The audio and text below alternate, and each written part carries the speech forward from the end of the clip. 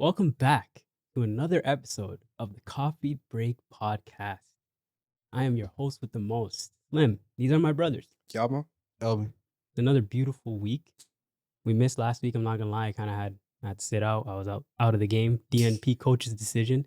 So this is a new week. New energy. I'm back. We have a amazing guest with us, like one of the up and coming filmmakers of Toronto. I'm not gonna lie. Like, this is my cousin Iman. Everyone, shout out to Iman. Thanks for coming to join us on the Coffee Break Podcast. Very excited to be here today. We're pleased, and we're happy to have you here. We have a lot to get through, but I wanted to start off with a little bit of your story, if you don't mind sharing a little bit of your background, where you from. Tell us about your childhood. Like, we want to know who Iman is. Okay. Iman, where do we start? Where do we start? St. Joseph's Hospital? No. Are you actually St. Joe's? Yeah. Hey, me too. Mashallah. Gang. Okay. Our parents only knew one hospital. I swear to God they did. Because isn't everybody born there? Most Somali people, I guess, Yeah, I guess, yeah. But I was born here in Toronto. Mm-hmm. Raised in Somalia for like the next 8 years. Come back to Toronto. Mom's like, no, we can't stay here. We moved to Alberta for like maybe like another 8 years. And then we come back to Toronto and we've been living here for the past 7 years. Yeah. So tell me about Somalia. Like, how you can't just gloss over it. Like, how did you get to Somalia? Like, did they actually explain to you why you guys born here and then moved to Somalia and then came back? Yeah, because my dad lives there. My dad works there. My dad's a doctor. So he lives in Somalia. He's a gastroenterologist. Mm-hmm. And yeah, he has his practice there. He has his hospital there. And yeah, we just lived there because it'd be easier, I guess, for both my parents. Yeah. So, yeah. So from what age did you guys get there? And you said you were there for 8 years? Yeah, 7 to 8 years. I'm pretty sure. Wait, my mistake. It was 7 years. So when did you guys get there? I think I was like 1. Damn. And then we lived there until maybe like close to 2000. Do you remember living in Somalia, actually? Of course I do. So what was that like? And this is like the 2000s, like the early mid 2000s ish. Yeah. What was that like? Tell me about that. Like, honestly, what was life like in Somalia? Honestly, because of war going on, so we started school, and after like a year, the war started happening. It's been happening, but like around you? Yeah. Damn. So closer to our area. So then we moved, and then for like 2 years that followed, we just didn't go to school. We went to Duxie. We had our ma'alin. The guy's so funny. Ma'al Abdi, he had one arm and one leg. Shout out to Ma'al Abdi. Yo. Shout out to Ma'al Abdi, man. One arm, one leg? He was he was the scariest person I've ever met to this day. And he had one arm and one leg. Do you know how he got that way? Did they ever explain? I guess. He never explained it. Is it on one side, though? No, it was like one leg here and one arm here. Damn. Wow. Damn. Yeah.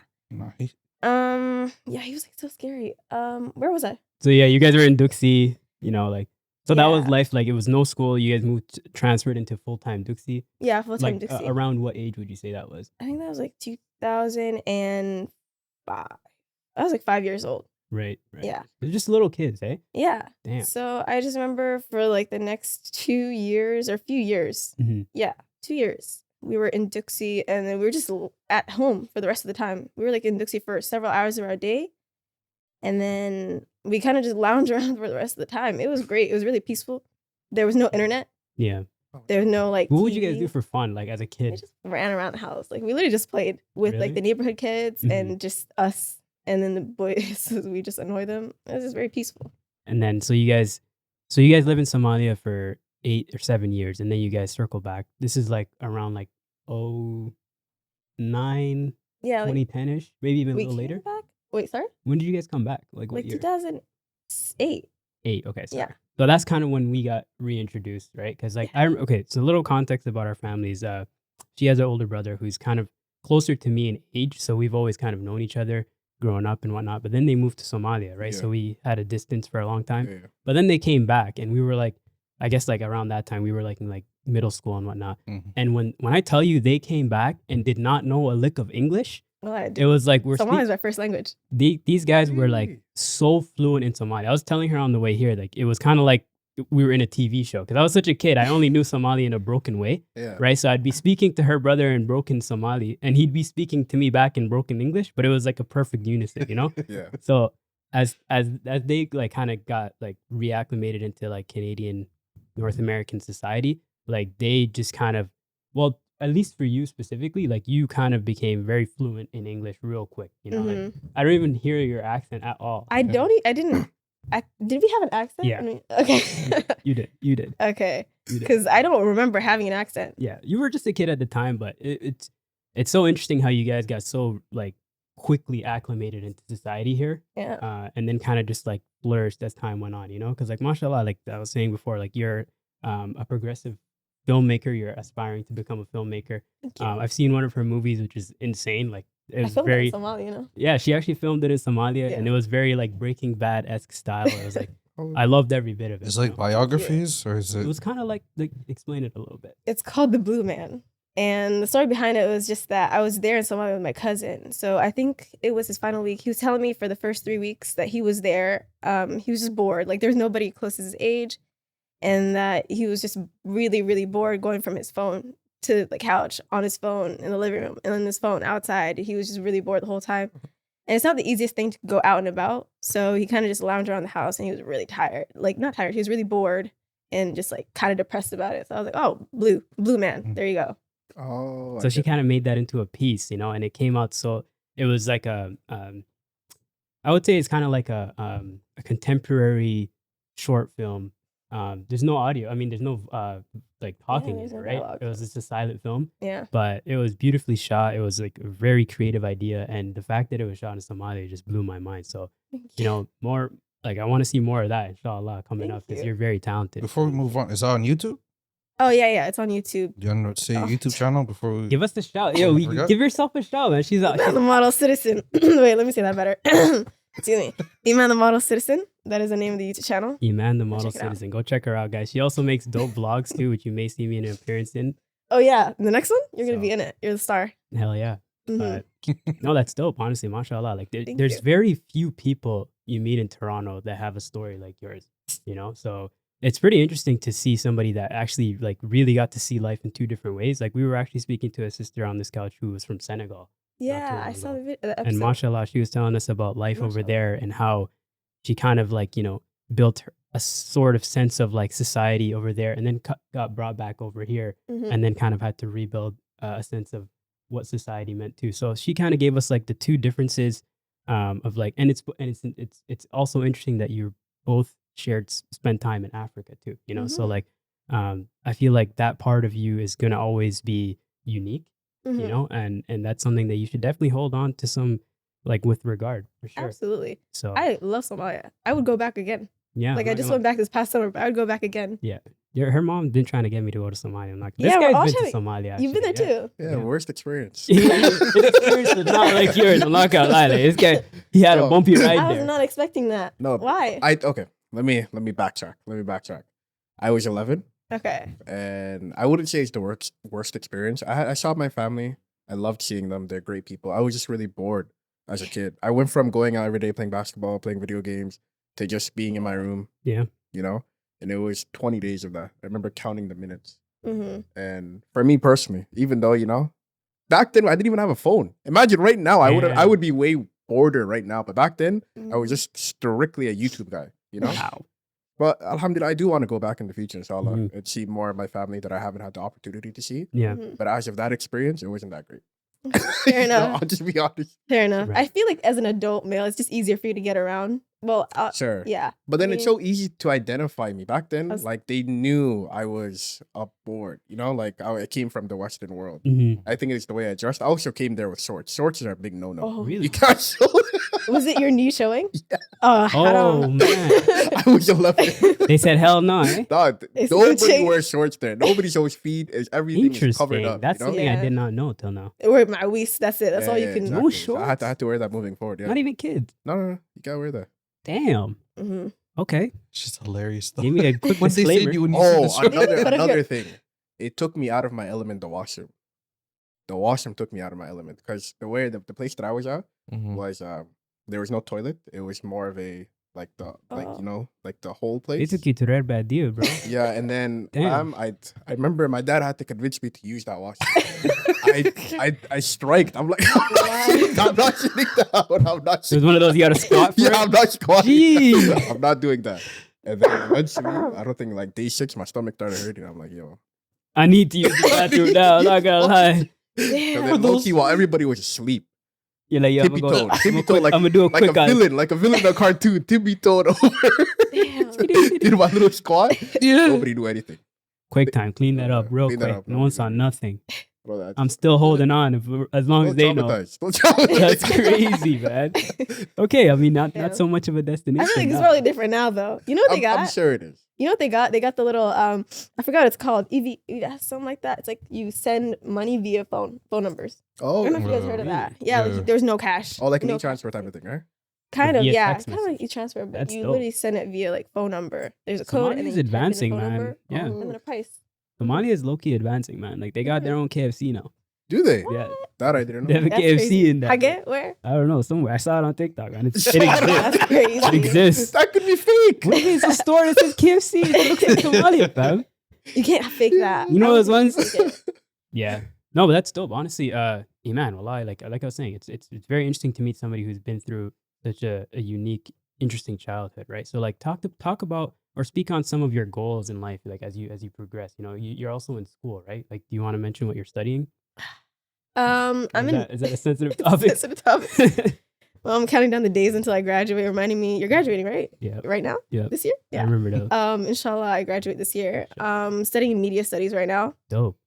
And hopefully I can my goal right now, secure a job. Secure an internship and then a job.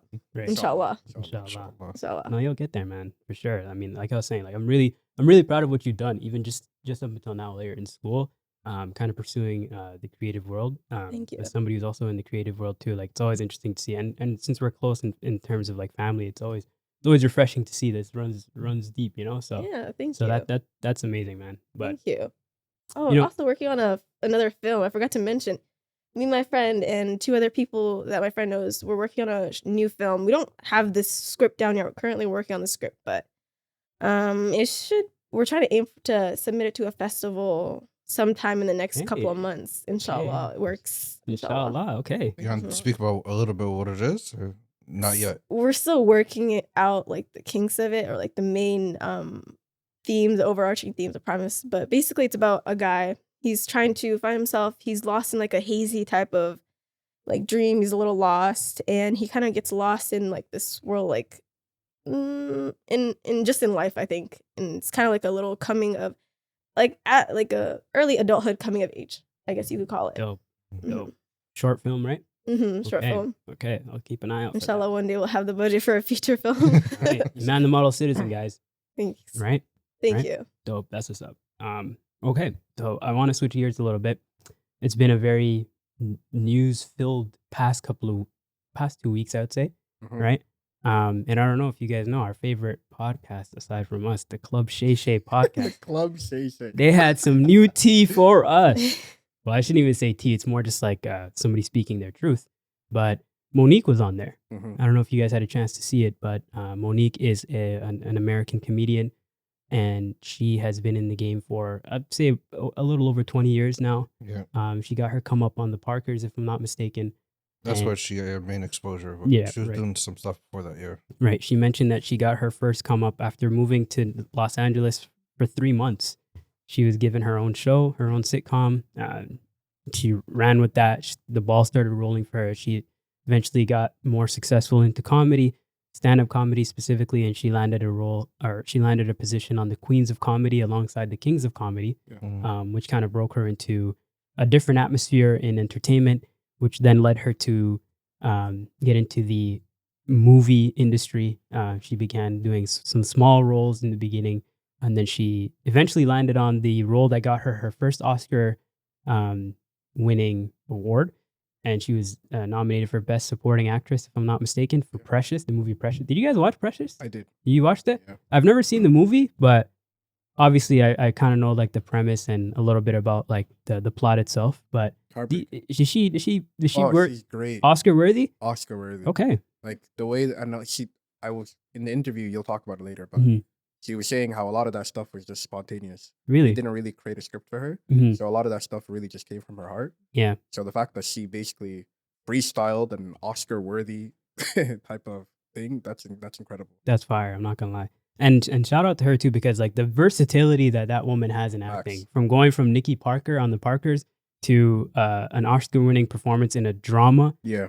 is insane. Mhm. So shout out to Monique's talent just off bat. You know, she's definitely a woman in the Black community that's s- definitely led the way, or like, you know, Mhm. started a path for the next generation of Black comedians, or just Black actresses in general, to come up, right? So she was on the Shannon Sharp podcast, Club Shay Shay, and she was she was airing out her grievances, right, with a lot of people. It Yeah. Mhm. started mainly with her issues with Tyler Perry and Oprah, Yeah. right?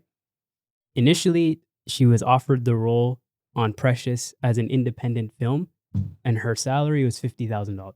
Right, this is what she said on the podcast. She also there was no addition of any executive producers in Hollywood. The film wasn't bought by a major um, uh, production company yet, Yeah. right? So it was just an independent film. She saw the script. Her and her husband, who's also her manager, read the script and thought, honestly, this is perfect for her. Let's pursue this. Let's do this as best as we can.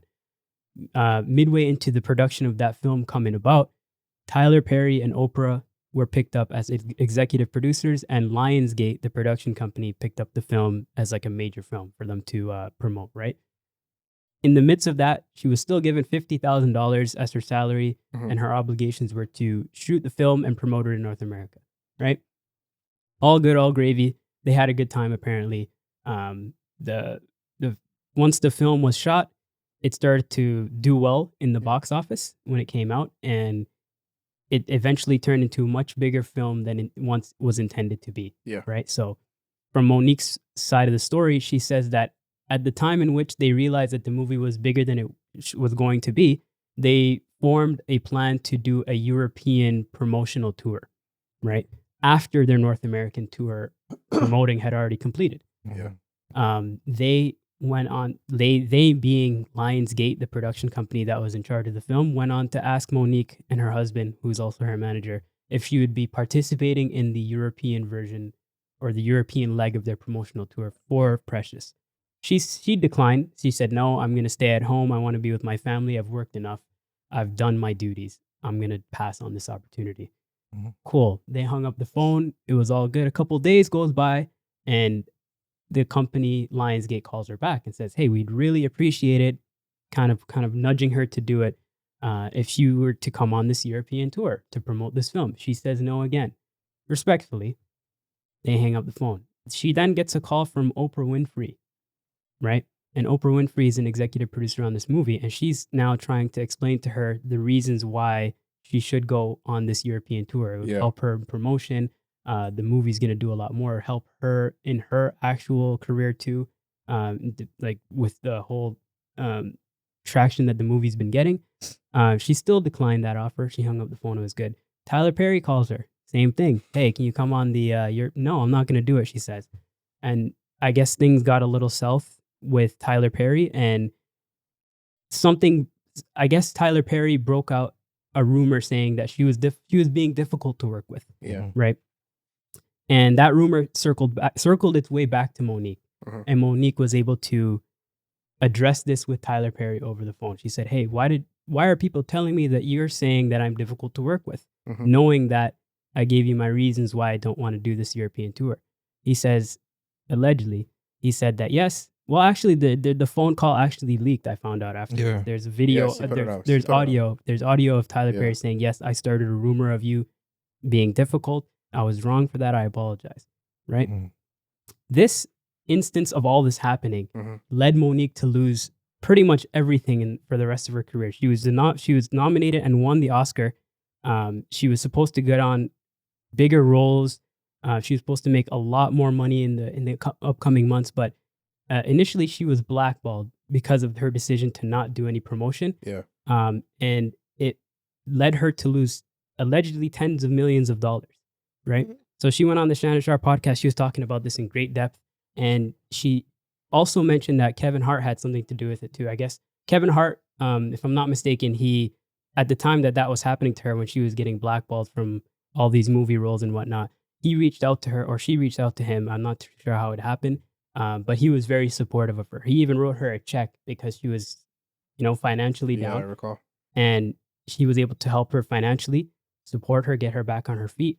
And he also mentioned to her that he was willing to executive produce or be a supporter in whatever she was going to No, be a first part he of. said that he's gonna call. He doesn't know Oprah, Mhm. but he's gonna call Tyler Perry Right, Mhm. right, on sorry. her behalf. Right.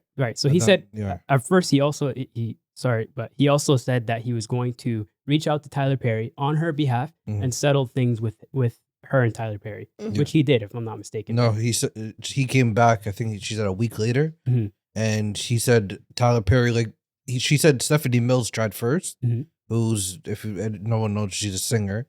She tried first, and then he said I don't want to revisit this. Kevin Hart tried. Then he said, "Oh, I don't want to revisit this." And then Kevin Hart came back and said, "Okay, I'll forget that. Let's move on. I'll executive produce your Right. project." Yeah, You're right. Thanks for that. He was trying to get past the whole Tyler Perry thing, so he said to her, kind of like to kind of sympathize with her. I'll executive produce anything you want to be in, any film, feature, or Yeah. production that you want to start. I'll put my stamp on it for you, you know, Mhm. as like a sign of like, you know, just like helping her out. You know? Yeah. Yeah. So she says, okay, she takes him very seriously at that. And she calls back a production company that she was in negotiations with for Mhm. an upcoming film and says to them, Kevin Hart is now attached to this film. They're great about it. They're ecstatic and everyone's great. Yeah. Allegedly, according to Monique, she says that Kevin's Hart people called back that studio, or the production company that she was working with at the time called Kevin Hart's people, and they said that Kevin Hart wants nothing to do with Monique. Mhm. So there's a complete backstab, right? And she And this called, this is not just some assistant. This is Dave Becky, that he's a well-known comedian manager that's in the industry. That it's not like somebody like you'll take that seriously when that person Right. calls. Right. Yeah. Mhm. right. I didn't know that part, but that's good Yeah. information. Mhm. Mhm. So Monique obviously is frustrated and kind of confused at why she's hearing this when she just spoke to Kevin Hart personally, and heard otherwise. So she calls him and he says, "Don't worry, Monique, I'm gonna handle it right now. I'm gonna call you back on Tuesday." Never calls her back ever again. And she said it's been like 2 years. It's been like 2 years apparently, right? So this woman has been getting nonstop backstab, shat on by the industry, by people who are just like her too, black people in the Mhm. industry too. Also, a very notable fact in this, and she is completely just telling her story as it is. And people there, I've seen a lot of comments or feedback from Monique's opening up on Club Shay Shay, with people shitting on her, a lot of people hating on her husband specifically for getting involved in her affairs, even though he's her manager and not understanding what frustration is. Yeah. And there's another split side of the community that's also very supportive of her, that's saying this woman has been suffering right in front of us for all these years, and she's Mhm. finally able to tell us her side of the story. What should we do about this, right? So very interesting conversation she had. I want to know what your guys' opinions about it is. And yeah, tell me what you guys think. Do you think Monique has been getting her ass like blackballed this entire time? 100%. Yeah. 100%. Like, going back to it, I think this is just more like they're perpetuating stereotypes. Okay. One of the worst things that a black woman can be labeled as is difficult to work with. Mhm. Once you have that label, nobody wants to work with you. Why do you think that is? I don't know. It just goes back to like the stereotypical what a black woman is. Like, black women are aggressive. Black women are difficult to work with. Black women are mean. Mhm. Like all of this. And then when you put that onto somebody who already has like an established like character in like the industry, that everybody kind of gravitates away from that. A perfect example of that is Vivian from Fresh Prince. Mhm. Like, remember when she was fired? The And- black and Viv. Yeah. Yeah. And then when Well, they're both black. I think it was Will Smith that kind of made that. I could be Mhm. wrong, but he was Yeah. the one who gave her that label of being difficult to work with. Right. Nobody heard of her for 20 years. Mhm. sure. Mhm. Now, another perfect example of that is Monique. Mhm. Monique was somebody who was super successful. She's a comedian, she's an actress, and she basically perfect in what she does as a professional, right? Mhm. But the second she was labeled that, every one of her credentials was removed. Right. All people seen was a black woman that was difficult to work with, and every industry, every like company was like, I'm not trying to work with you Right. because if you're difficult, you're gonna make things difficult for me, right? Mhm. And to be frank, I think this I'm so happy that she had the opportunity to speak on this because now that the world is seeing that the people around her were the ones who put this label on her, she has the opportunity to speak her truth. And you know what the thing that sucks the most too, man? It was the fact that it was her own black people who did that to her. It wasn't even like a white person that did that or another person of color. It was her own people putting on her the stereotype of being a black woman. Mhm. You know? I think that's what's disgusting. More than anything, like the fact that people backstabbed her, the fact that people lowballed her, the fact that opportunities were taken from her, the fact that millions of dollars were taken out of her pocket. Essentially, yeah. It was her own people that were her demise, you know? So I just think, although she did say a lot of stuff that I don't personally agree with, you know, the fact that she was able to finally speak on her behalf after not having the opportunity to do so. Nobody wanted to even bring her on a podcast. Club Shay was the guy who did it, you know? Yeah. Shannon Sharp was the guy. Mhm. The fact that now she has an opportunity to speak on it, I'm glad. And it gives her an opportunity to say what's really on her mind that nobody gave her the opportunity to speak on. Right. You know? That's my opinion. No, but the interesting thing, people still had a problem with her. I think a lot of people I've seen comments about why did she talk about Kevin Hart and he gave her money, and I like that she gave him credit first, and then she said, "Oh, he didn't pick up the phone for me for 2 years." Because we can't have this conversation, and I can't let you know how much this shit hurt me that you just turned your back on me, and we haven't had contact. Apparently, I was watching some podcast reaction. They're saying this is a thing in Hollywood and music where they said, "Oh, let's work," and then that doesn't mean something real. That just means, "Oh, like I see you.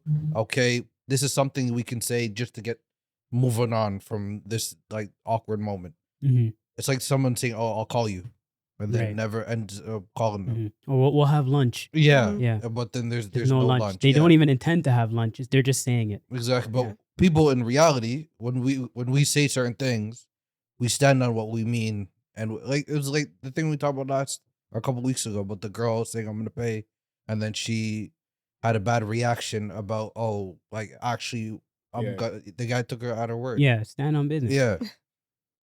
But I like that I've always had a little thing about Oprah ever since that Harvey Weinstein thing, where those pictures came out of her holding on to him. I think, and then she had this whole reaction about Russell Simmons, even though I don't know what the allegations were against him. Okay. It's the guy that came up founded Def Jam. Is it Reverend? No. Yeah, Reverend, yeah. that's his Reverend? brother. Yeah. Okay. Yeah. Oh, yeah. So she had this big reaction against him and his allegation, but then these pictures came out of her and Harvey Weinstein around the same time. So I've always had a little thing about her.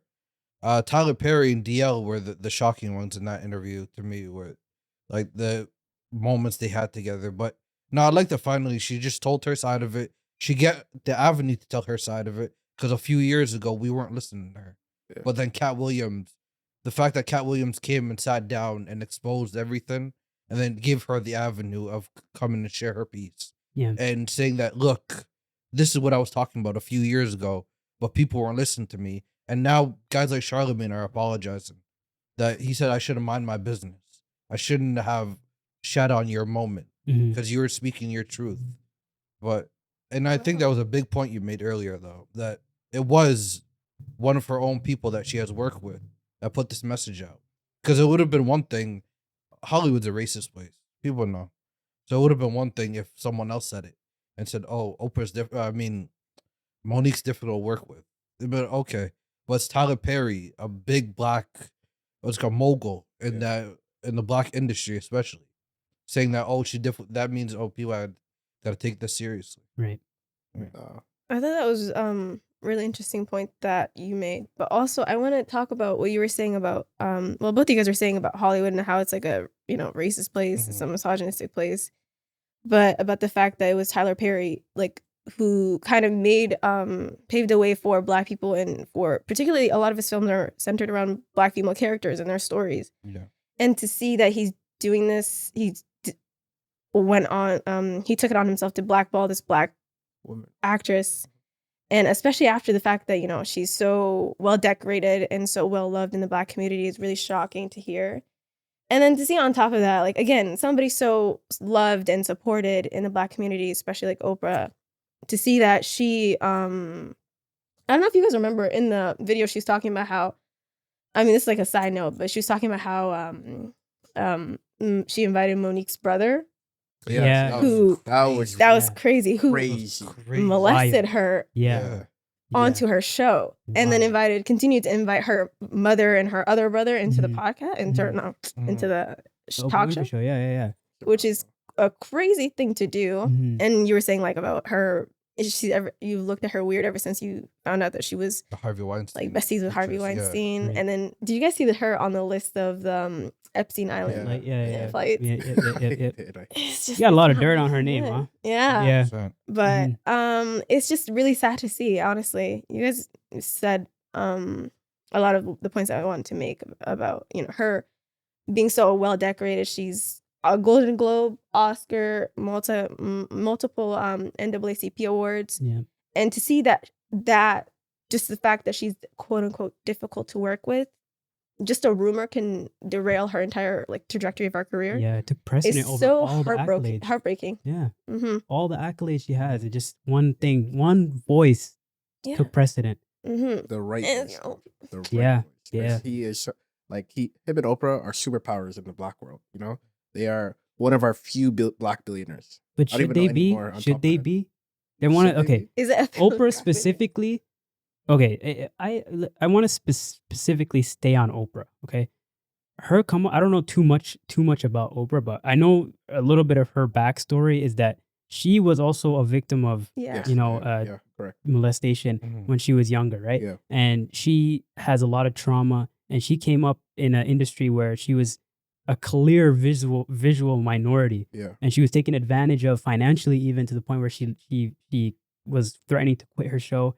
And then she was on a show with another white guy as her co-host, and he was making like 10 times more money than her. Mhm. She threatened to quit, and she made this whole like black women's movement in the 80s. It's like Yeah. she's such a person who has such a relatable story to a lot of these women in Hollywood that Yeah. it's so shocking to see her kind of flip her entire personality for the negative, you know? Mhm. Like there's been so many instances of Oprah Winfrey just doing the most on her shows. I don't know if you ever see these clips going around with like Oprah Winfrey's show where she has like these like KKK people, Whoa. like I don't. she recall. used to do anything and everything for views on her show. And Oh. it's snowball. I feel like it snowballed to effect where she got so desensitized with the regular society Mhm. Yeah. that she started to see herself in some kind of like God complex where I can do and say whatever I want. That's the People are gonna love Yeah, it. that's what Monique was kind of saying, is the fact that she was comparing not comparing, but she was looking at Taraji P. Henson's situation where she was also allegedly given a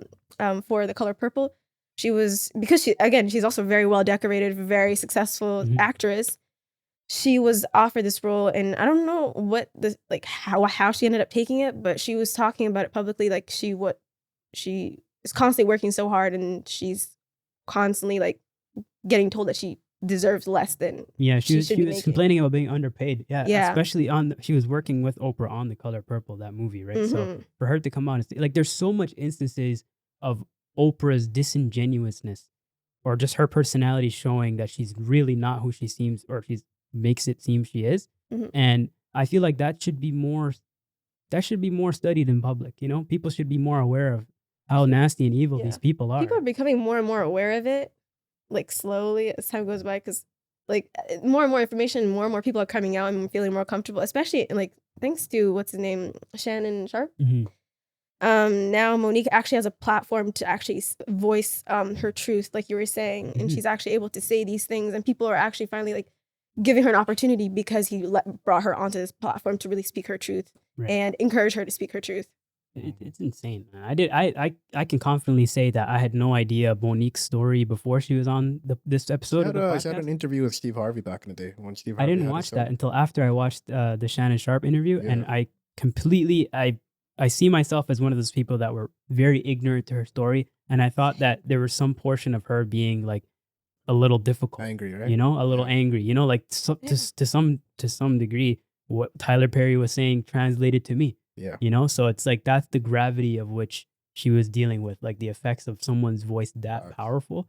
And it's very shocking and it's very sad. But like to circle back to what we were talking about in the Cat Williams interview, I think whistleblowers are necessary Yeah. in entertainment. Like that's a needed thing. More people should have the courage to be a whistleblower when at least they've had some wrong done to them. You know, to avoid this happening, because we're in the information era, right? Mhm. You can translate your information if you have a voice. Mhm. So I feel like people should just be a little bit more courageous. You know, like Yeah. it's a scummy industry to be in. Yeah, but it's also an industry where you can, just like somebody saying you're difficult to work with can just destroy your whole career. That's true. So it's really hard. But I agree with you. Whistleblowers are absolutely necessary. And I Right. feel like if, Cat Williams and then Monique and more people are going to feel a little bit more comfortable coming Mhm. out in the open about, for example, like how much they're making, or, the fact that this director coerced them into doing X, Y, and Z. Like, it's kind of like the Me Too effect, I guess. Right. I just feel like once you've been done wrong, it's almost more shameful to stay quiet, Mhm. rather than to speak up and Yeah. tell your truth. Facts. See, basically, how I see it is, she went through all of this, and she kind of helping the new generation of women who come that look like her, kind of not have to go through these things again. Right. Mhm. Because the worst thing that you could be labeled is difficult Mhm. when you are one of the most decorated actresses of like our generation, Yeah. And just because of one person saying one thing to you, it really diminishes all of that, all the value that you brought, all the things that you've accomplished. With one little thing that was said, you're nothing. And I thought about it myself. Like, when I navigate the corporate world, I never want to be like all those stereotypes associated with a black man, like that angry, that like that mean person, like, but to the point to where she had to face it on a level of scrutiny on everybody was looking at. For me, it was just like a little company. For her, everybody's looking at her, everybody's saying these things to her, and she always had to navigate these spaces on her best like behavior, right? Yeah. Imagine all eyes looking at you, all people thinking you're the worst, and now you finally have the opportunity to speak. So that's why Club says, man, I'm really glad that he has the space where people feel comfortable to the point that you made. And it gave her the space to talk about what she always wanted to get off her chest. Well, Mhm. I didn't. She can't expect them to compensate her though. That's the one thing that was just out of reach. Like, she kept on asking, "Oh, how is Tyler Perry gonna?" The freaking thing sounds like a mockingbird trying to jump at the end, saying, "Oh, how you gonna compensate?" She's not. They're not gonna write checks for her. Like, Wait, try what do you to. mean? Huh? Compensate her in which? She was where? asking. They're asking, since Tyler Perry put that word out, Mhm. how are you gonna compensate her for all the money she lost? Oh. And that part, so that's out of reach. No one's gonna write you a check, and that's like the one thing I heard another podcast say is that Cat Williams is traveling, and he seemed like he's in a higher power. Like, he's talking from somewhere of, I'm doing all these shows already, and I don't need nothing from nobody. That's why I'm exposing it. And then they were talking about how she was in a position of pain that, oh, like, I need assistance, but I didn't take it that way. But still, that compensation part is a bit much. To your point, I have a question for you guys. What's up? How do I frame this? How much of okay, let's say hypothetically, if you're wronged, right, by Yeah. someone else, Yeah. how much responsibility do you see in telling your story, Mhm. and how much does or how much weight do you put on cutting your losses, when you can? What do you mean? Like, what I mean by cutting your losses is like, I can't fight this fight any further. Let me just Mhm. not put any more energy in this. Like, how do you get to that point? Funny enough, I was talking about this with my sister yesterday, where it was more along the lines of, what do you do when people wrong you, and how do you react to that, right? And her response was like, I have to think about it. I take it personally. I have to kind of put my thoughts together. And my thing was like, the reason why when people wrong me, it doesn't really affect me that much, other than, of course, just being angry on the spot, but quickly I get over it, is because I don't really have that much hope in people in the first place. You know what I mean? Like, I don't place Okay. that much like trust in people at all. So when I'm wronged in the first place, I already kind of expected that at first, Mm. I don't know, maybe that's just the healing that I have to do. But in terms of being wronged, I kind of already anticipated that in the equation, and I already figured out, if that's how it's going to be, that's how I'm going to react. I get what you're saying, Yeah. and you have a valid point. I don't necessarily see it as like, I expect people I don't to be that, expect people, but I expect outcomes. Like, I think about everything that could happen. but I just I attribute that to that being a part of life. Like, if something happens where I ended up on the short end of the stick, Yeah. and I look at it like being mad at you is not going to fix it. That's just what happened in my life. This is a True, part of my yeah. life, you know? So I'm just navigating this part of my life. That's kind of how I see it. It's just a part of life. Yeah, no. Are you saying like anger when something like that shouldn't happen? You shouldn't be angry, but you Yeah. should just work through your emotions and figure Right. out how. No, I agree with that. I think anger is a very empty emotion. It doesn't really solve anything. To that point, like uh, the way that you need to solve through it is actually sitting down, seeing what you could have done better. But to the point that I made earlier, I don't even like I don't equate anger to any of that as well. Like for me is I expected that to happen. Mhm. If that's the outcome of that's gonna be this how I'm gonna go. You know? But wouldn't that hurt your good relationships with people though? Yeah, I cut people off easily. No, I mean like if you really fuck with somebody, are you Yeah. thinking in the back of your mind you could still be a dick? I think it's a little different when it's somebody that I really like though.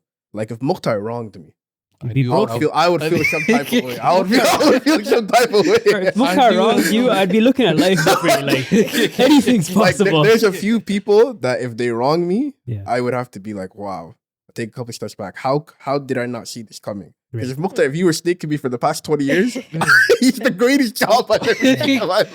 I was plotting. I was just waiting for that one thing to come out. Yo, he got a new car. I'm going.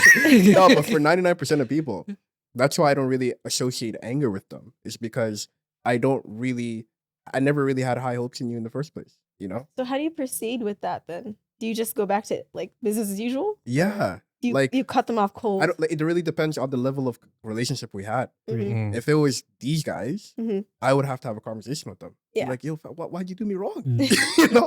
But if it was 99% of people, I have so many barriers up that I don't even let it get to that point. I'll be like, it'd be like normal. Like, oh, yo, this happened. I'll be like, all right, see you tomorrow. You know? Like, it wouldn't even be a conversation worth bringing up because you're not relevant enough in my life to have that conversation. You Damn. know what I mean? That's the executive from me. Yeah, that's some producer I just shit. came out. I don't know. Honestly, Really? I feel like associating so much emotion to so many people Mhm. is a lot of like it's a lot of work. Yeah. Like I rather have a knit community and like put 100% into that than put it 100% into random people who are not really that immediate in my life. Right. Mhm. Does that make sense? Yeah. A little Mhm. harsh. I don't care. I respect it. See, now I know how to approach when I'm. Don't wrong me though. I'll tell you right now. Right. I know where the advocate's dick. Yeah, I guess the question in this situation, the context applies to somebody who would be close enough to you. Like I guess Monique and her relationship to Tyler Perry and like No, Oprah, and them yeah. being close enough to have worked on several different projects together. I assume, Mhm. and like executive produced different projects together. So I guess like with somebody that you really do trust, how do you proceed?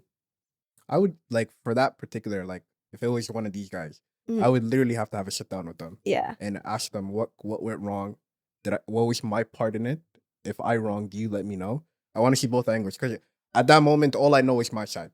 All I know is that Mukhtar wronged me. You know, Yeah. I want to know why he got to that decision. If he even sees it that way in the first place, how we can avoid this type of thing in the future. Because that's not a relationship that I want to cut off.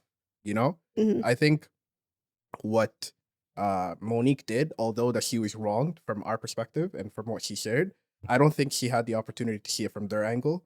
And although she painted them as a villain, sometimes there's ways or there's methods as to why somebody became like that, right? Yeah. Like you have to know why Oprah did that. Was it even Oprah in the first place? Was it her people that said that? Like you have to associate all those elements as to that. Because right now, all she knows is that these people wronged me. But why do you think that happened?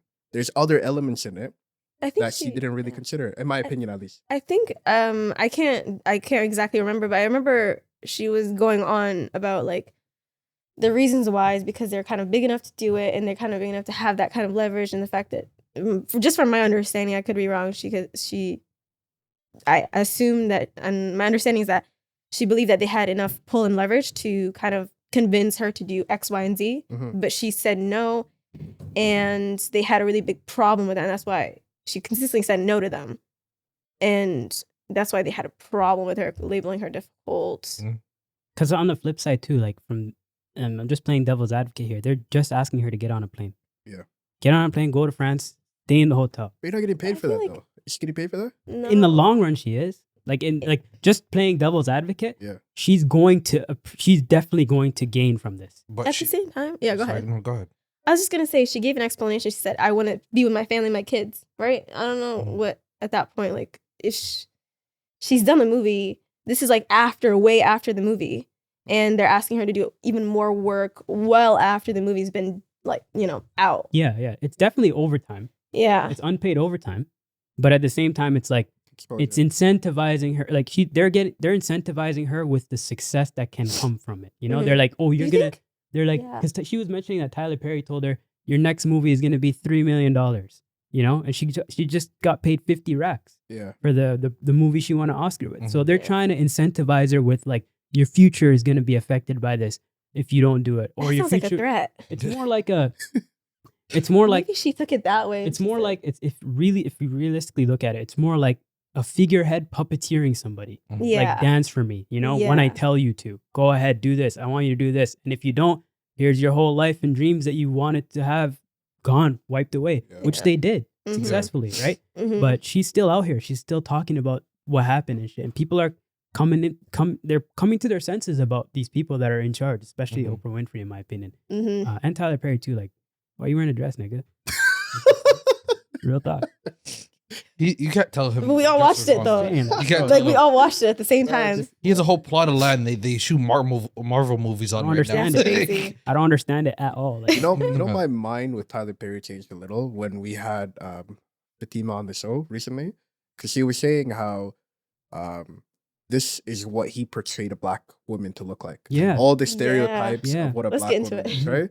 And now that, like, when people see black women on the street, they're like, oh, this is how they associate black women to be, right? So he actually, in my opinion, ruined a generation of how women should be perceived. I'll do you one even better. And he did that while becoming a billionaire. I'll He do used you one even women better. to become a Exploitation 101. I don't know if you've seen Shannon Sharp and Mike Epps been beefing this week. I did see that, yeah. It all started because Mike Epps called him Medea.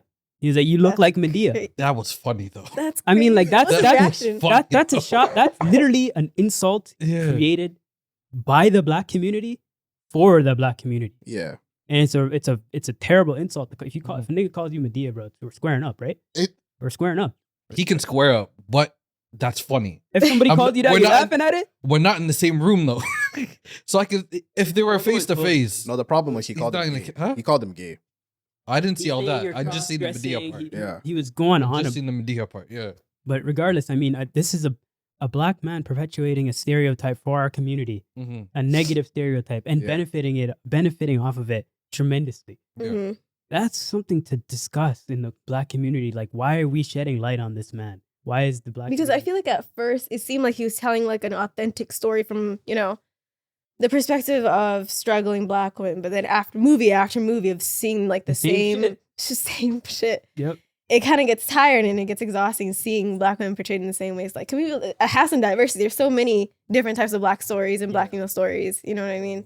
And it's exhausting. It's to have to always see a that. broken love story. Yeah, So Yeah, weird. there's always a bald guy somewhere. there's two black movies I despise. It's the slave movies. I've seen enough of those. I'm not trying to see anymore. And the other You didn't one like is Django? I did like it. That was a good That one. was right? because Leonardo DiCaprio was in it. Jamie Foxx. Yeah, it was a good one. The level of acting in that was a little different. Elite, okay? right? Quentin Tarantino. Yeah, can we talk about the fact that it was Quentin Tarantino? Yeah, that's actually. Oh, Isn't that little? remember Leo had to be coached to say the N word. Did he Yeah. actually? Yeah, I don't know how he I was feel like, about I that. don't They feel broke the comfortable. Jamie record. was like, look at me like I'm a silly.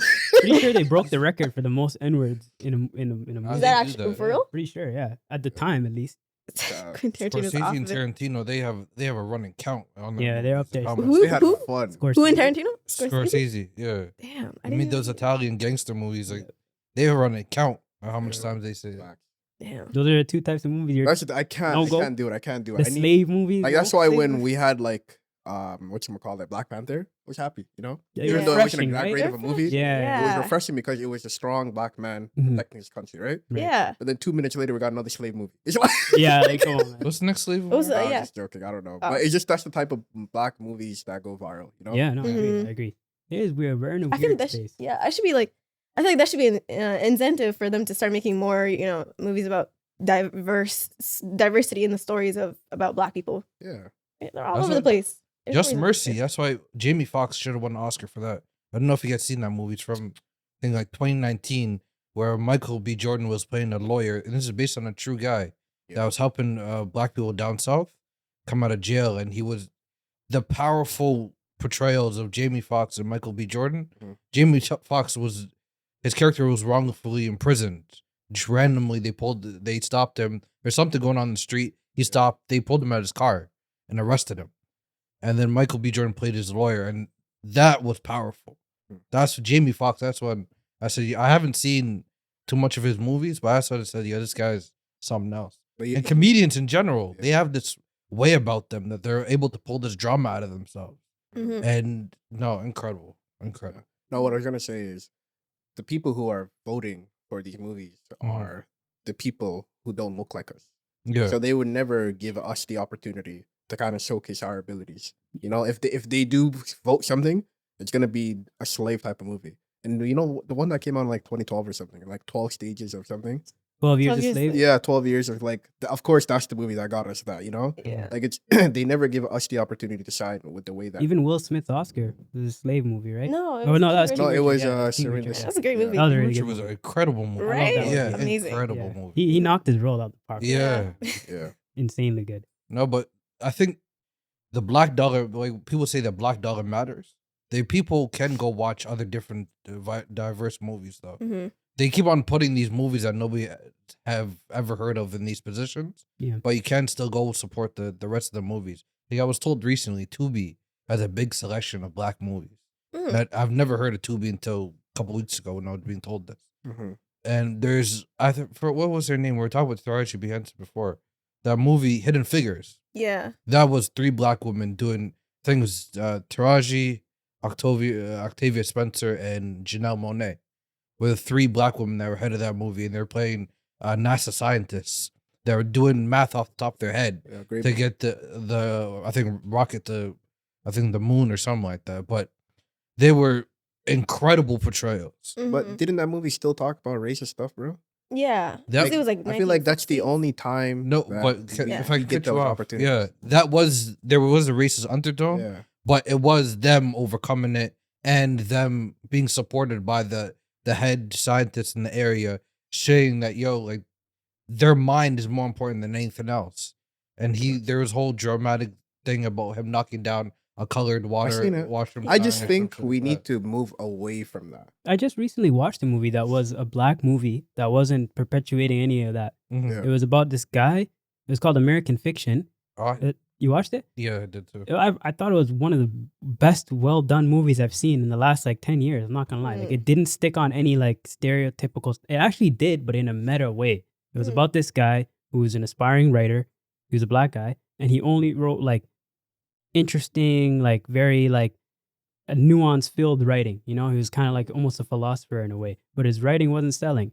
And then he saw a contemporary writer of his who was played by Issa Rae, who wrote this very like black centric, like very like kind of like demeaning the black community in a sense, like very like old style, like what we were just talking about right now. Yeah. And that book thrived, and he saw that person do success, and he did the exact same thing. Wrote like a very out there. It's a comedy. This movie, Yeah. the comedy, Yeah. right? Mhm. So he wrote a very black centric, out there, outlandish book, and it thrived too. He did successful numbers and shit like that. He just rode the wave. Yeah. So I watched that movie, and it was not specific to any of the those like struggles in the black community. It's almost kind of making light of it in a sense, Yeah. you know. Mhm. So they I are like starting that to kind movie of that much, though. they're starting to shift away from that Mhm. style of like, oh, the black people are at the bottom of the totem pole. Yeah. They're the most miserable, struggling community.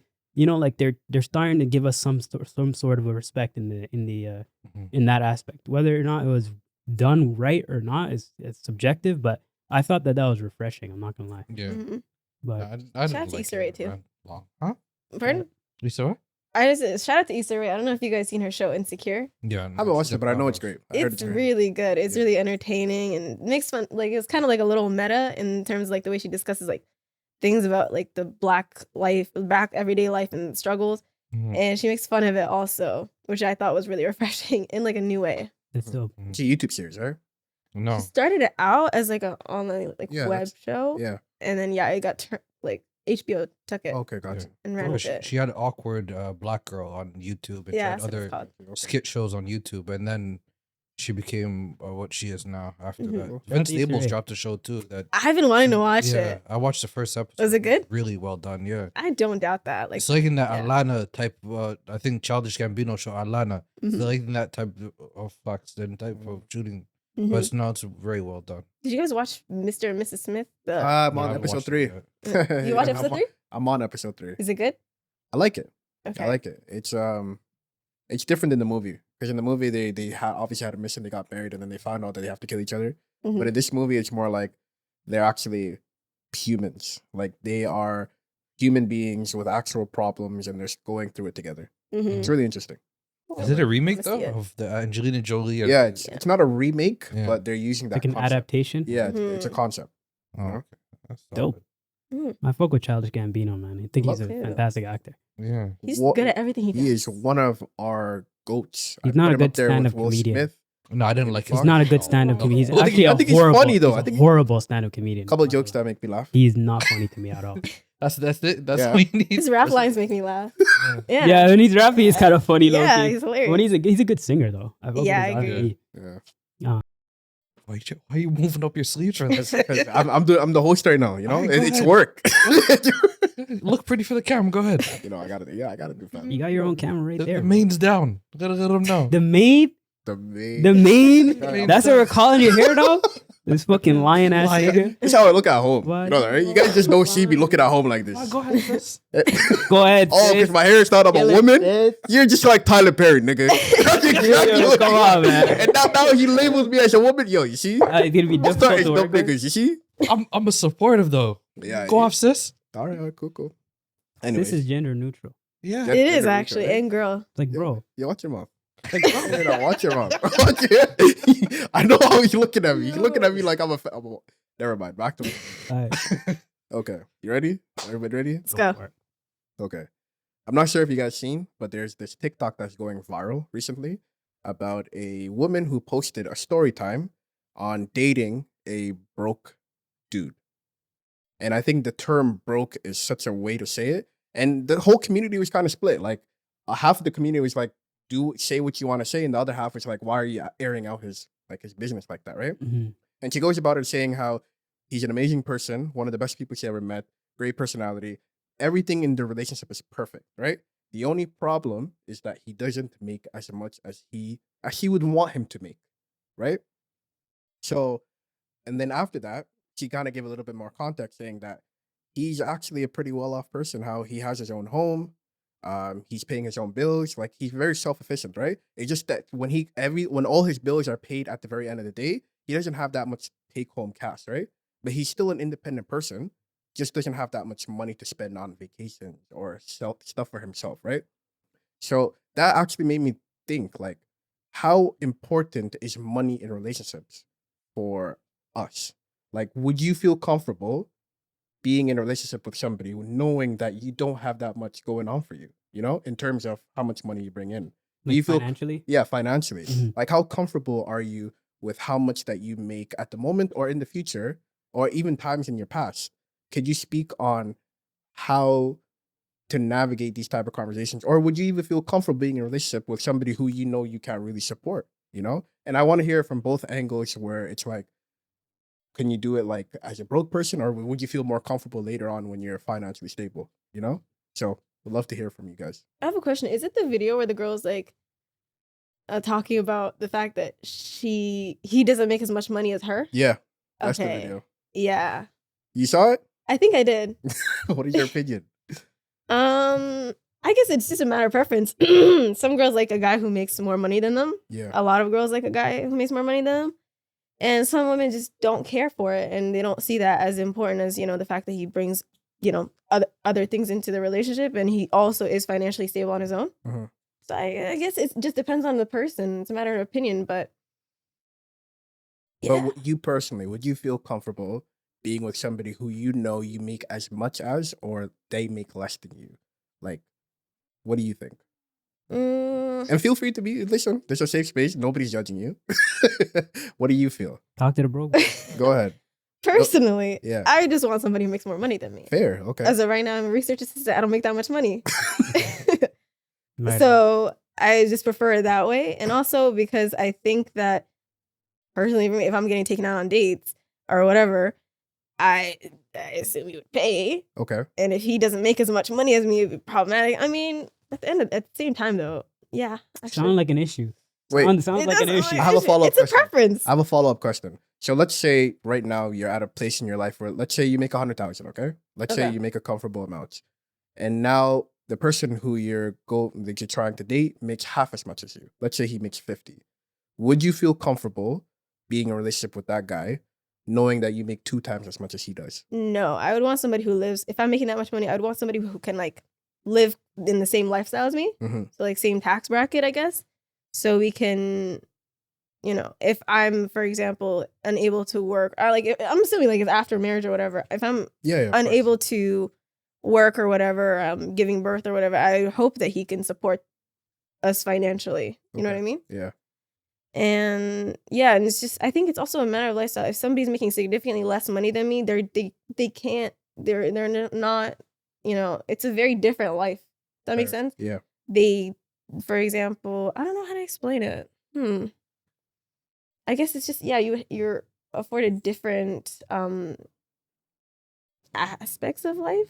So you think they wouldn't be able to like, let's say if you were to be pregnant, you would not be able to work anymore. Yeah. So you don't think that person would be able to sustain the lifestyle that you had prior to when everything kind of when you were employed, basically, right? Yeah, basically. So you would want to always remain at that level, or if anything, above what you were comfortable at one point, right? Yeah. That's interesting. That's interesting. How about you? To me, I would prefer somebody who can live below their means. Okay. Right? I don't think materials or just items in general are going to bring long-term happiness anyway. So I feel like the most valuable thing in the relationship should be the peace that you get from that other person, right?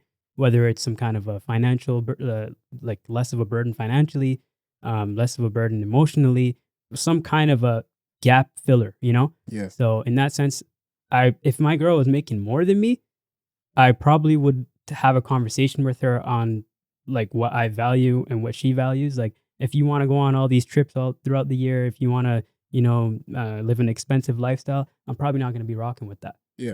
I'm not going to be chasing that for my own self, so I'm not going to be reciprocating that same energy back to her, Okay. so we're going to have a conversation. I already kind of consider myself a minimalist to some degree, so I don't really see myself having like a need or an obsession with materialistic things in general. So that would definitely have to be a conversation with me. With me and the person that I'm seeing at the time. But if they're making significantly more than me and they are okay with that, what I just described, then we're Would rocking. you feel less masculine if your wife made more than you? Are you kidding me, bro? You know how hard it is to make $1 out here? Bro, what do you mean? The bills are paid. But do you Yeah, think that's the a world would question. see you differently? Yeah, they probably would. But, to be honest with you, at that point, it's like like I was describing right now, the peace that I have built in my household alone, that gravity will outweigh whatever other people's projections are like, like You don't What- think any of that will seep in, though? not necessarily, no. Interesting. You got to have a thick, strong relationship, to if that's the case, then yeah, if your woman is somebody who's a high value person or a high earner, then you got to there's stuff that comes with that, you got to play the role too Mhm. to some degree. So it's just there's nuance to all of these things, man. You got to just take every situation with what it is and kind of go for what's best for it, Mhm. But like I said, fair. it starts for me at least a conversation, like what are your values? I wouldn't have a problem with someone making more than me. Yeah. I wouldn't like. There's someone else in that video that was. I wouldn't like someone taking me out on all these vacations and things like that and covering that. Nobody's just, taking you on vacation. no, but that's what the girl said. She said in the video, Oh, I you was mean paying her. for all. Yeah, I was Gotcha, paying for gotcha. all these vacations. Yeah. Yeah. And But if she's whenever we cool went with it, somewhere- why are you mad? I don't She's think not she was cool cool with with it. So why'd she say yeah? She Yes, said it's this okay. became too much. That's what it was. So she started expecting him to kind of like, keep up at least, Yeah. right? Catch up after some point. Yeah. Yeah. I wouldn't have a problem with someone making more than me. Yeah. I still have the old school mentality of I still want to support the household. Yeah.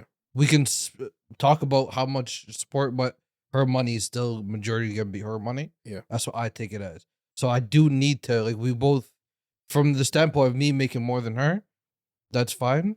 but at least we both have to do something that makes us happy, Mhm. that gets us out of the house. Because I think that's a lot of some tension in a relationship if someone's at home the whole day and Right. then you come home tired, and then there's that, oh, let's go do something, or oh, I was watching the kids all day. What are you doing? Mhm. So both of us have to go please ourselves outside in the world, then come home. If she's making more money than me, that's fine as well. But it's just like you said, peace of mind. As long as everybody's in their peace, and we can talk about how we're living and how we're sustaining our life. Which I like that word you said. That's cool then. Whoever makes more, that's fine. That doesn't really matter. It's just living within our means, Mhm. and within both of our means, not just the higher earners mean. Interesting. Yeah. Because when I was younger, I used to think if love is there, that's enough. Nope. That's enough to make things work. And then you grow up and you start to learn that love is a component of a relationship. It's not the entire thing. Mhm. Even if you love that person and everything's perfect, there's a possibility that's not going to work because there's other things that are not there. I think it's one of the pillars. Finances is another pillar. Mhm. I don't think, and we live in such a expensive side of the world, right? I don't think it's possible to be in a relationship and not make a certain amount of money. Even like to that point, the person who you're pursuing is also another important factor. What would you say that dollar amount is today? It depends on who it is.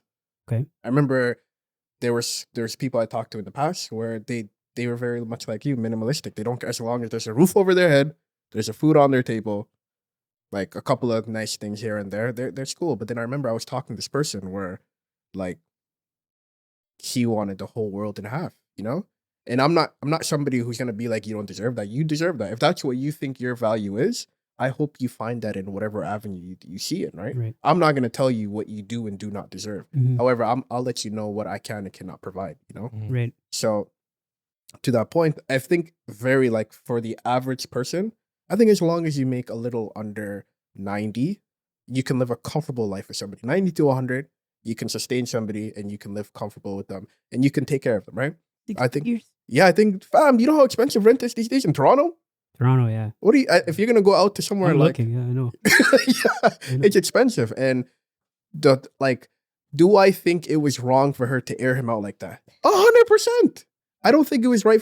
Now people are looking for him. If you probably look at his comment section, all you're gonna see is broke boy, broke boy, broke boy. Mhm. But That's for her to crazy. have these opinions of him, I think it's very she's very verified with how she feels. Mhm. Like, yeah, if he's not providing in the shape or form that you want it to look like, then I don't see how this is gonna survive in the future. If Mhm. that's not what you're looking for, instead of airing him out on TikTok for thousands of millions of people to see, why don't you cut your losses and find somebody who can support your lifestyle? I Right. feel like Right? that's the more responsible thing That'd to be do. Yeah. the right thing to do. Yeah. Instead of airing him out.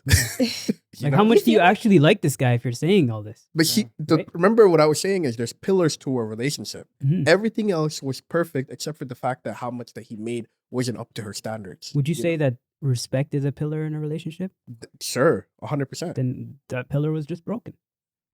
But maybe they're very comfortable talking about that stuff. Maybe that's what I don't think it he was- would be comfortable with her. You never doing know. it. If he is, then he truly is just the let's go with the flow nigga, bro.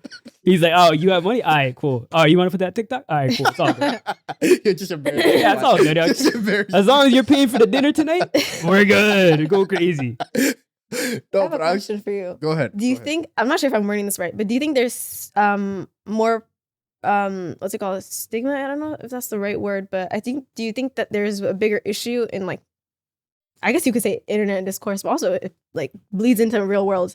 But do you think that there's an issue with the fact that people are constantly saying I guess in the relationships that, I guess, instead of saying the woman needs to, like, humble her, instead of saying that, maybe it's more responsible for whoever, both people, to communicate that this is not what I want, this is what I want, this Yeah, is what I'm 100%. comfortable with.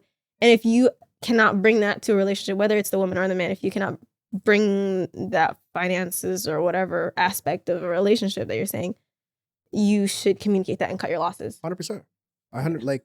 Like I said earlier, I don't think it's your place to tell somebody what they deserve.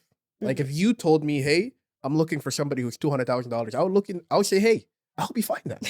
But that's not somebody who I am, or that's not somebody who I vision myself to be anytime soon, you know, and I'm not here to waste your time. I don't think anybody should tell me what I'm looking for is wrong, and I don't think what somebody should tell her is what she's looking for is wrong, you know? You deserve what you deserve. But to that point, I think it's very good to have these conversations at the beginning so you don't get invested, and then later it turns out that this wasn't the person who you wanted off of something small like that, you know?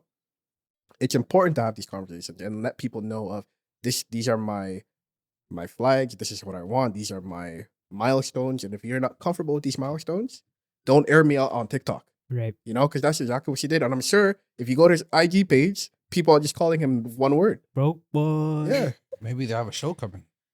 And Maybe that- they're advertising something. Yeah. they could be. Doing If it they for did, that's clout. genius marketing. Yeah. I'll give it to her. Mhm. But if she's gonna embarrass me like that, I'm deactivating. Nah, man. everything. Are you kidding me? I'm deactivating my LinkedIn, fam. Fam. There's nowhere I'm deactivating. Nothing is staying up. No one should Damn. deserve to see your resume. Might have to lie about my earnings that year. I'm not gonna lie.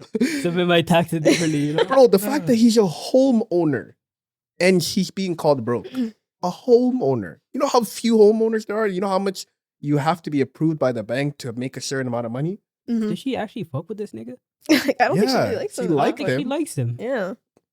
Like, if you're really just looking at what he's providing for you, how much do you fuck with him? Because I feel like that would be just glossed over if he was just the perfect nigga for her, you know? Mhm. My issue is why bring it to the internet? It's not a conversation for the internet. Well, I assumed she was thinking this wouldn't go viral. And she was just like, a couple of her friends would I see don't this know and about shit. that. That stuff is always trending. TikTok is a weird place, man. It Like, really I see is. some shit that I'm like, well, how does this have 3 million views? Like, what the fuck? Yeah. I'm just like curious as to how this happened, you know? hmm But Yeah, but to that point, to answer your question, you have to talk about these things. I yeah, agree. You have to Yeah. talk about them. And if you can't give what the other one wants, deuces. you gotta cut. You know? Period. It could be that simple. I feel like people forget that. Yeah. You know? People like to complicate things. People It really can't are be that so simple. afraid of confrontation. Is So that weird. true? Yeah, Like, I feel like that's an ongoing thing in society. People don't want to confront other people. Remember how you always tell me, yo, you get to the point too fast. Yeah, You know? Yeah. Like when I'm talking to somebody, I get to the point. Yeah, it's Like, getting I clear. say, what is this? What is that? What is this? Remember, you're like, yo, calm down. Yeah. Why are you asking me? Like, niggas going like, Why are you asking? A, B, But I C, think D. it's important to have these conversations at the beginning. yeah. Yeah. So you can't, it's like an interview where you filter out these things, make sure that they're qualified for the role. Mhm, Mhm. And for me too, it's not like I'm getting interviewed, they're getting interviewed. It's not like, you know, one way. mhm. And then once those things are fine, yo, we can work on creating a corporate, you know, thing together. You know what I Corporate? mean? Corporate. I was talking about the interview example. Okay. Your executive just always comes. You're just always on point. You know? 100%. I'm an HR guy. I'm an Come HR on, guy. man. You just Mashallah. want to fire somebody. I will. I respect I it. would love to fire somebody. That's Have you crazy. fired someone? Whoa. No, but I've, you know, suggested. You been in the rooms? I've suggested it. Snitch. You threw a name down, slid it over, and walked out. Like, But I'm yo, not. I'm not the you're- main guy, but I'm the guy. You know? Yeah. You're the guy whispering in the ear for the guy that's speaking. Like, get it Damn. ready. 'Cause I if see they're it. gone, I make more money. Damn. That's Ah. what you gotta do, fam. Yeah, You fuck gotta him. do Any I document, see. any paperwork we're doing here, we have to watch him. Just know if we're working in a corporate world together, watch out. Because I'm looking at my No, messenger. we're in 48 different laws of fields. power? We're in different fields, 100%. man. 48 You laws read of it? power. Yeah. Let's actually, I want to talk about that book because I read, like, not read, I heard, like, listened to like a Spotify audio summary of it. Yeah. And it's literally just about business, but people want to apply that to like real life relationships, and that's not how it works. What are your thoughts on that? I think I it's meant to say- something. It's always Yeah. important to take with a grain of salt. Yeah. It's 48 powers that theoretically should help you come Mhm. like out of a lot of situations, right? But take it with a grain of salt if that works. But a lot of that could be transferable to relationships. It's not just something business related. Like, Don't get me give wrong. us an example. So off the top of my head, I remember there was one where it's like you have to be cutthroat. You have to sometimes be able to know the difference between what's good for you, what's bad for you. And that could be transferable between That's one of the laws. I forgot what the exact name was, but that was what the paragraph was talking about, right? Okay. And you have to be able to interpret what's right for you, what's wrong for you, and when's the right time to walk away. That could be transferable to anything. It doesn't have to be just corporate. Like Right. contracts, relationships. Regardless, at the end of the day, it's two people or two agreeing partners knowing what's good for you and knowing how to walk away from it. I just think that I don't know much about the 48 laws of power. I've only just skimmed through a little bit too, but like the aspects of which you are using manipulation for your own benefit, I don't agree with. Yeah, I think Right. even in the name, I can assume a lot of manipulators would be drawn to it. Yeah. Yeah, it was a good read. I know. Not that I'm a Okay. You're saying a lot right now, man. Hey. I'm a good man. Okay, all right. Just the only thing I want you to remember. We're your whenever you friends see some too. shit Right? like that, there's cameras that cut it too. You have your own camera. We're friends, All I'm right? saying is, I'm a good man. Yeah. But you know, that book was a great read. You're a super villain if you take that book. You really are as Doofenshmirtz, face value. man. No, I don't think. That's No, why. I'm just That's why I saying, started for with people in general. grain Yeah. of salt. You have to think with the grain. A 'Cause lot of that is just. People that have different personalities, and that book just goes on feel about like, stepping yeah. on people and like making sure you're the one that comes on top. Like it's too much, and I don't know what that gets credentials. But is you for. have to be the one that comes off on top. No, What? but there's Hold on a minute. Okay, We're not Mussolini. gonna jump over that. Okay, Mussolini. I'm What are you talking about right now? You, like, what I mean by that is, you have to always look out for your own. best Nigga, shut interest. up. You don't think so? You gotta have You- a sense of community. You gotta love people, man. No, you do. You can't No. manipulate people for your gain. I never said manipulation. That's the I whole just idea. said there are times where you have to have your own self-interest at heart over other people. Like when? Like when you're applying to a job. There's 6 other people applying. Do you want to get it? Yeah. Or do you want to give it to the 5th man? I want No, to but give you it don't to, know. if I'm the one hiring people. No, you're in the application process. Yeah, then I'm trying to succeed, obviously. Okay, then that is an example But of if a I'm in time a where you friend put your group, best interest above But others. we're in society, not in the corporate That is a world. societal. That's in the corporate world. That's a scenario in society. I'm just talking about amongst friends, family. Okay, let me give you another example. Yeah. If you're Personal relationships, yeah. if you are pursuing somebody, Mhm. and let's say you like her a lot, Yeah. at the same time there's another person who's pursuing her and he likes her a lot. Do you not want to be the winner? Pick Are you- him. But how you gonna do it? Are you gonna dirty Mac to do it? No. If it's a choice, pick I him. just, pick him? If it's a choice, pick him. Why? I ain't a choice. Why? I'm the answer. Yeah. Just saying. I Just I saying. think he's paltry. Pick him, I bro. think he's Look at the paltry. camera when you say I'm that the again. answer, bro. If they're the question and I'm not the answer, go pick your answer. Okay. Sorry. With the AI braids on. Come on. Let him know. Come on, man. Shout out to Lou Will. I think that's a great way to end. All right. Thanks for having us. Thanks for joining us. We are the Coffee Break Podcast, another episode. Thanks, Iman, for coming on to the podcast Thank with you us. for It was having a me. pleasure to have you, honestly. We want to hear some feedback, honestly. We talked about some really introspective topics here. We want to know what you guys think about it. So leave a comment, like, share, subscribe. We will see you next week. I'm your host, Slim. These are my bros, Yama? Oh. Iman. Yes.